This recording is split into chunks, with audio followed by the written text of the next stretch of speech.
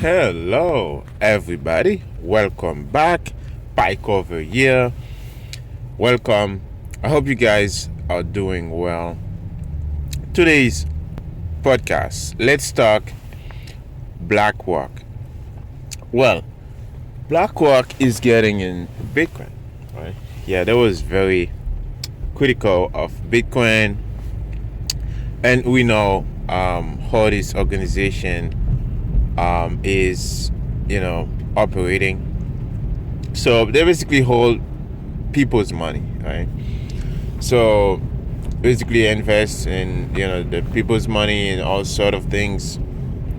They brought up the ESG scenario and all those things you have to be conformed to. So now they're getting it Bitcoin, right? Now we always say Bitcoin is a Trojan horse, right? So, and why do I think it's a good thing that BlackRock get in Bitcoin? Well, a lot of people think, well, okay, BlackRock is going to control Bitcoin and to basically capture Bitcoin. So now, here's my opinion on this, because I have a contrarian opinion. So, Bitcoin is proof of work, right? BlackRock operates in a proof of stake system, which is the fiat system. Because as you know, back in 2020, when there was printing money left and right, BlackRock just threw their hands in the air and say, "Hey, okay, we need money. We're just gonna, we know what to do with it, and we know how to create jobs." So what they did, they just take the money and buy a bunch of houses, push houses price up, and then push a lot of buyers out of the market. So you can't buy BlackRock because BlackRock already buy all the houses, and prices go up and create a bunch of money misallocation and all those things. Now, again, it's just a company holding people's money, right? So saying it's gonna create job and it just take money from the pool of money everybody's using, right? From money, freshly money, printed money. Well, a few people got like maybe $1,400, right, out of all those trillions that was printed. But now they're getting into Bitcoin, which is proof of work. And this is my point when I say proof of work. Bitcoin will force them to show proof of work. The top 1% never show proof of work ever in their life. For the first time in history, BlackRock will show proof of work. Now, you have, mining company called Scientific, right? That's getting funding from BlackRock. Well, that's it. That's what I'm talking about. Like, mining is proof of work, right?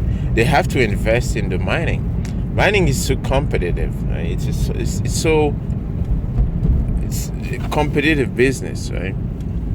If you're not smart about your decision making, you're gonna lose money. You're gonna get wrecked, right? So we want them to taste proof of work. We want them to get wrecked in this mining. Well, they're not gonna easily get wrecked, but they have a lot of money, right? Let's say they throw a few millions, even billions into mining. They may lose a half, but the point I'm trying to make is that at least they are showing proof of work. They cannot control it, right? They can't, capture all the nodes on the network. The nodes run the network, right? Right. The miners don't control the network. The miners are just providing a service to the nodes. The nodes, are the true rulers. Right? The rules are waiting to the nodes. Right. So when you run your node, that's why you're a sovereign individual. Right. They can't change the rules over you just like that if you don't allow it to. So, well, now here's the funny thing. One thing I was thinking about, and I have to tell you guys. So you have 21 million Bitcoin, right? And out of 21 million, they already have 19 plus million already mined, right? So you have less than 2 million left to be mined, right? Less than 2 million left to be mined. And after this, the next halving, we'll probably have 1 million left. So for the rest of time. So think about it.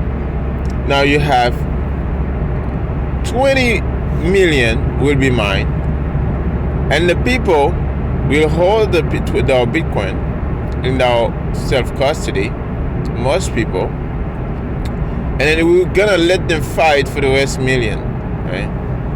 For the rest of time. This is the magic of Bitcoin. It's so funny and it's so amazing to see how they will fight or struggle and do all these things, prove all the work for the last few Satoshis left. So I'm so excited to see what's going to happen. How they gonna, try to work for it. You see, so this is what I'm excited about. I'm so excited about getting those oligarch, right, to work. That's what I'm so excited about. And everything else, it's just gonna be okay, right? We just need everybody to show proof of work. That's what we need. I'm going to work right now, right? Like I can't spend 5 minutes without it doing anything. I have to always keep on doing something, right? I work for minimum wage, right? So us in the bottom of the society, we have to show proof of work every second in our life. But those people, they just have to print the money and they just wear suits, sitting in the office, print, digits on computers, and that's it. That's all they have to do. But we have to show the proof of work every day, every second, every minute in our life. So that's why we can't get so far. We can't get too far in this fiat system, because in the fiat system, you need a stake. Right? It's a proof of stake. Right? The more stake you have, the more money you can make. You can't make money by working. You cannot make money by showing proof of work. That's why Bitcoin is a different ballgame. Right? In order for you to be wealthy in the Bitcoins, you have to show proof of work, right? So that's all that matters. That's why I pay attention to Bitcoin. That's why I'm educating on Bitcoin. It's all about this. Now, let's shift a little bit to somebody like Peter Schiff, okay?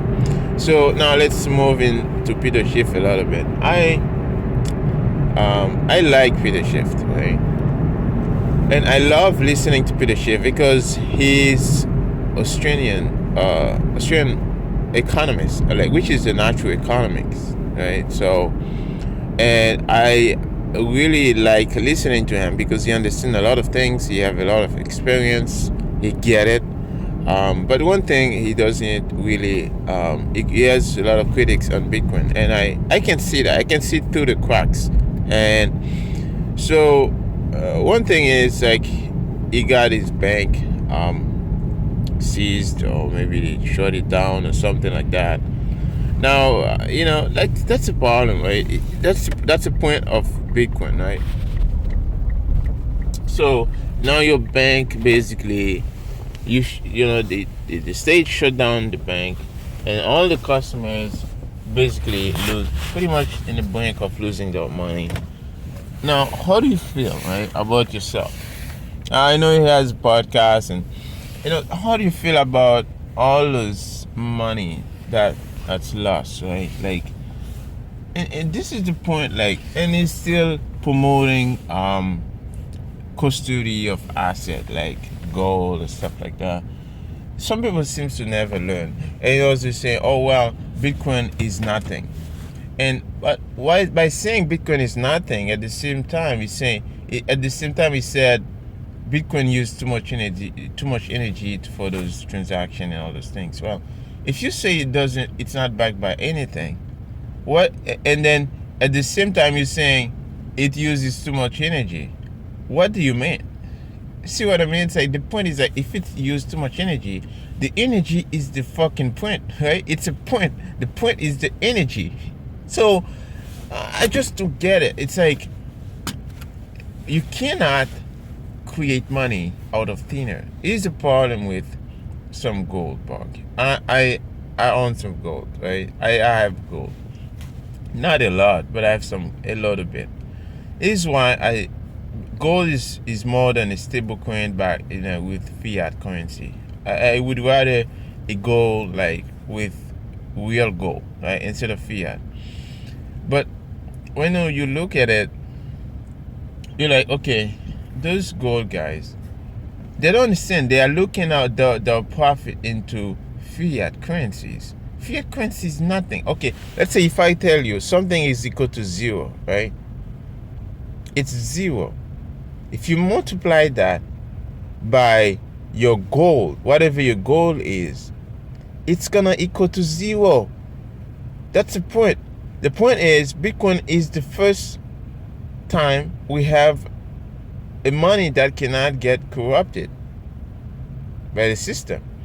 So when you have one Satoshi multiplied by a bar of gold is equal to one Satoshi multiplied by a bar of gold. If you measure your money into Bitcoin, it becomes Bitcoin and real money. So the problem here is that they're measuring the gold into fiat. That's the whole problem. You can't measure your gold into fiat. Fiat is 0. You multiply anything by 0 is 0. Anyways, I just wanted to throw this out there. And again, I have a lot of respect for Peter Schiff, and I understand his point is, not everybody get Bitcoin. Digital stuff is not easy. Even for me, I had a hard time to understand it. And anyways, and I have to go, guys, and I'll see you again. The next Toxic Talk, get in. And I hope you guys enjoy, and stream me some sats, and if you find value, and I'll see you again in the next Toxic Talk by cover.